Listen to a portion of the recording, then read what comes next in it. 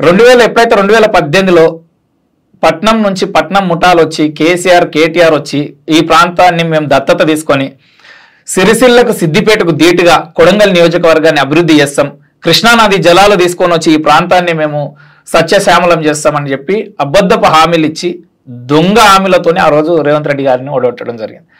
ఆ రోజు ఓడిపోయిన రోజు అంటే జీవితంలో నేను ఆ రోజు ఫిక్స్ అయిపోయినా, ఇక జీవితం అనేది బతికితే ఒక్క రోజు రేవంత్ రెడ్డిని ముఖ్యమంత్రి చూడడానికే బతకాలి. ఎందుకని ఎంత ఇదేమో చిన్న ఫ్యామిలీ. మీ ఊరు పేరు ఏంటి? పోలేపల్లి. అమ్మా నాన్న ఏం చేస్తారు? వ్యవసాయం చేస్తారు. ఒక 5-10 ఎకరాలే ఉంది నరసింహ అని చెప్పేసి 10 ఎకరాల లోపే ఉంది. అంతే అంతే. నీ కుటుంబం నేపథ్యం చాలా చిన్నది. ఇంతకుముందు రాజకీయం కూడా లేదు. ఏదో ఒక కార్యకర్తలకి ఇంతకుముందు మీ ఫ్యామిలీ టీడీపీ పార్టీకి ఉందని చెప్పేసి. వ్యక్తిగతంగా రేవంత్ రెడ్డి గారిని అంతగానో ఇష్టపడడానికి, ఈయన జీవితంలో ముఖ్యమంత్రిగా చూడాలని చెప్పేసి అంత కృతనిచ్చింది నీకు కానీ నీ కుటుంబానికి కానీ రేవంత్ రెడ్డి గారు చేసింది ఏంటంటే ఇప్పుడు ఎందుకని అంతగాని తన మీద నా కుటుంబానికి రేవంత్ రెడ్డి చేసింది అనేది నేను ఏం చెప్పలేనన్న. ఎందుకంటే చేసింది అనే దానికంటే 2 సార్లు శాసనసభ్యుడిగా అయ్యిండు. మా ప్రాంతం వాడు అనే ఒక స్వార్థం ఒకటి, మా ప్రాంతం వాడు.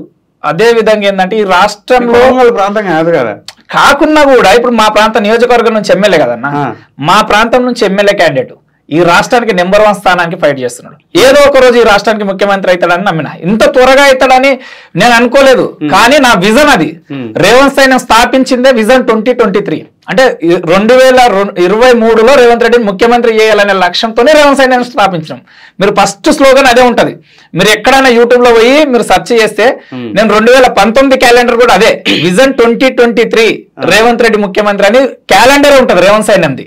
అంటే ఆ రోజే కలగన్నా నేను ఒక 5 ఏళ్ల కిందనే రేవంత్ రెడ్డిని 2023లో ముఖ్యమంత్రి చేయాలని నేను కలగా 2023 ముఖ్యమంత్రి నరసింహకి 2023 ఆ దానికి ఈ రాష్ట్రంలో ఉన్నటువంటి నిరుద్యోగులు కానీ ఉద్యోగులు కానీ వ్యాపారవేత్తలు కానీ మొత్తం ఆల్మోస్ట్ సకల జనులు ఈ రోజు రేవంత్ రెడ్డి గారి గెలుపులో వాళ్ళ పాత్ర వాళ్ళది ఉంది. కానీ ముఖ్యంగా మేమైతే అందరికంటే ముందు ఈ రాష్ట్రమే గుర్తించకన్నా ముందు రేవంత్ సైన్యం గుర్తించింది రేవంత్ రెడ్డి అయితే ముఖ్యమంత్రి క్యాండిడేట్ అని. రేవంత్ అయిన ఫౌండర్ అయిన నరసింహ ఆ అభిప్రాయానికి వచ్చాడు. ఓకే, మొట్టమొదటిసారిగా రేవంత్ రెడ్డి గారిని ఎప్పుడు కలిసారు మీరు?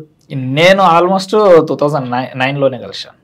అంటే అప్పుడు నేను చిన్నగానే మాకు కొంచెం ఫ్యాషన్ అన్నట్టు, నాకు అప్పుడే రాజకీయాలు అంటే కానీ చదివి ఆయన వేరే నియోజకవర్గం నుంచి అంతకుముందు ఒక బీసీ నాయకుడేమో అక్కడ ఉండేది. పేరు టీడీపీ అభ్యర్థి అంతకుముందు నందారం వెంకటయ్య గారు. వారు కూడా చాలా క్లీన్ ఇమేజ్ వివాదరహితుడు ఉండే. వచ్చిండు తను రేవంత్ రెడ్డి గారు. అంతకుముందు ఏదో తను ఇండిపెండెంట్ గా పోటీ చేసి గెలిచిండు, బీఆర్ఎస్ నుంచి టికెట్ రాకపోతే. మీరు ఎందుకని తనకు ముగ్ధురయ్యారు? అప్పుడే తనని అభిమానించేది. తర్వాత అంటే మీరు ఒక 5 ఏళ్ళు తన పాలన చూశారు. 2009 నుంచి 14 వరకు అప్పుడు తెలుగుదేశం అపోజిషన్ ఉండే, అసెంబ్లీలో రాజశేఖర్ గారిని ఏ విధంగా అనుకున్నారు? ఆ ఫైటింగ్ స్పిరిట్కి మీరు ఇంప్రెస్ అయినా అది వేరు. 9లోనే మీరు ఎలా? 9లోనే అంటే ఆ రోజు కొంచెం గురునాథ్ రెడ్డి గారి పైన కొంత వ్యతిరేకత ఉండి అక్కడ ఉన్నటువంటి ప్రాంతానికి ఒక్కొక్క కొత్త క్యాండిడేట్ ఎలా హోప్ అది ఓకే, ఇతని మీద ఎలా హోప్? అప్పుడు అంటే అప్పుడు రేవంత్ రెడ్డి మీద హోప్స్ అనేటివి అప్పుడు కాదు, హోప్స్ అనేటివి తర్వాత 2014 వచ్చేటికల్లా హోప్స్ అనేటివి క్రియేట్ అయినాయి. 2018కి నేను నమ్మినాను ఈ రాష్ట్రానికి ముఖ్యమంత్రి క్యాండిడేట్ అని. 2018 సమయానికి నేను నమ్మినాను.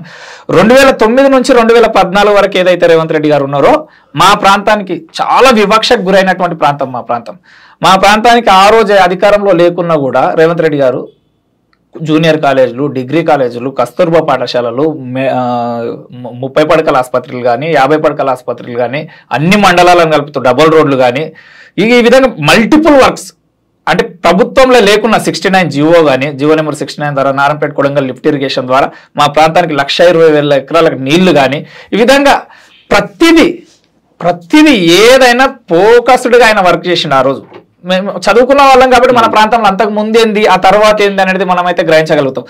ఏదైతే 2014లో గెలిచిన తర్వాత వివక్ష చూపించాడు కేసీఆర్ అనే వ్యక్తి రేవంత్ రెడ్డికి. 69 జీవో ద్వారా నారాయణపేట కొడంగల్ లిఫ్ట్ ఇరిగేషన్ ఆపేయడం, ఇక్కడ పరిశ్రమలు రాకుండా చేయడం, సిమెంట్ ఫ్యాక్టరీలు రాకుండా చేయడం, వికారాబాద్ కృష్ణ రైల్వే లైన్ రాకుండా చేయడం, మా ప్రాంతానికి దౌలతాబాద్కు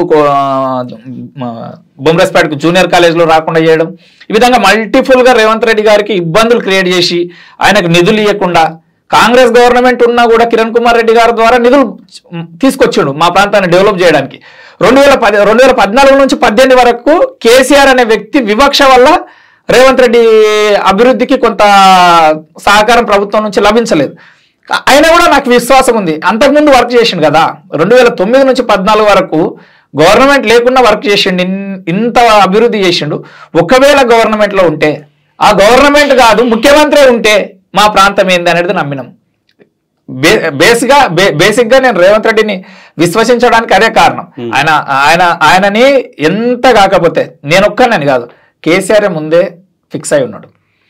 టీడీపీలో ఎల్ రమణ, ఎర్రబల్లి దయాకర్ రావు, తలసాని శ్రీనివాస్ యాదవ్ ఇలాంటి ఉద్దండులు ఉండంగా కూడా ఒక ఉద్దిని ఎన్నుకున్నాడు 2014లోనే. టీడీపీలో ఏరుకోరి చంద్రబాబు నాయుడిని కూడా పక్కకెట్టేసి ఓటుకు నోటు కేసులో రేవంత్ రెడ్డిని తీసుకుపోయి తన ఉద్దిగా ఎన్నుకున్నాడు అన్నప్పుడే రేవంత్ రెడ్డి స్టప్ ఏందో రాష్ట్రానికి తెలియదా?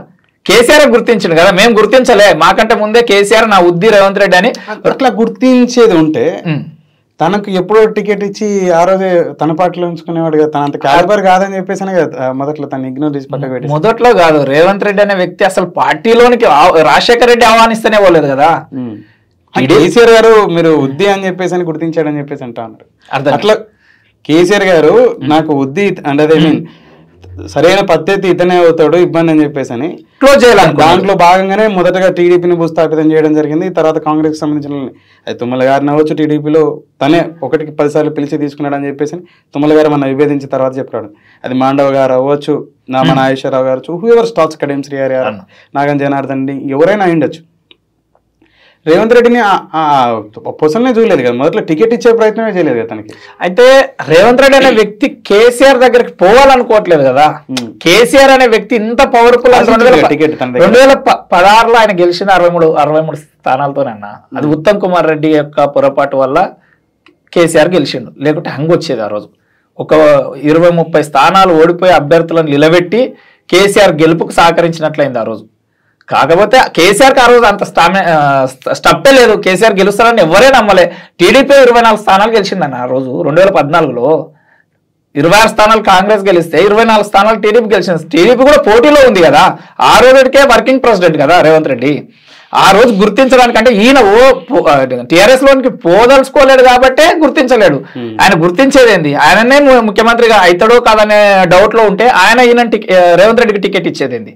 2018లో ఒకసారి గవర్నమెంట్ 2014లో ఏర్పడిన తర్వాత రేవంత్ రెడ్డి పైన కక్షపూరితంగా వ్యవహరించిండు. 2018లో ఓడగొట్టిండు. 2 లక్షల మంది ఉన్న కొడంగల్ నియోజకవర్గంలో రేవంత్ రెడ్డిని ఓడగొడితే 32 లక్షలు ఉన్న మల్కాజ్గిరిలో వచ్చి ఎంపీగా గెలిచిండు. ఎంపీగా గెలిచిండు కాబట్టి పార్లమెంట్కి పోయిండు. ఏఐసిసి పెద్దలతోనే ఆయనకు సత్సంబంధాలు ఏర్పడ్డాయి. ఆ తర్వాత పిసిసి ప్రెసిడెంట్ అయ్యి ఈరోజు ముఖ్యమంత్రి అయ్యాడు. అంటే ఈ విధంగా నువ్వు ఓడగొట్టినవు కాబట్టే, నువ్వు నోటు కేసులో రేవంత్ రెడ్డిని ఎంచుకున్నావు కాబట్టే సార్ అనేది ఫేమ్ అయ్యాడు. నాలాంటి వాళ్ళని అభిమానులని సంపాదించుకోగలిగాడు. మాలాంటి వాళ్ళు ఎలాంటి స్వార్థం లేకుండా ₹1 కూడా పార్టీ నుంచి ఆశించకుండా మేమే స్వతహాగా ఈ విధంగా రేవంత్ సైన్యం లాంటి ఒక స్వచ్ఛంద సంస్థలని ప్రమోట్ చేసి మేమే ఫేస్బుక్ పేజ్లు, ఇన్స్టాగ్రామ్ పేజ్లు చాలా లక్షలాది మంది తెలుగులో అసలు రేవంత్ రెడ్డి అనే వ్యక్తికి తెలుగులో కూడా మేమే ఫోకస్ చేసినాం.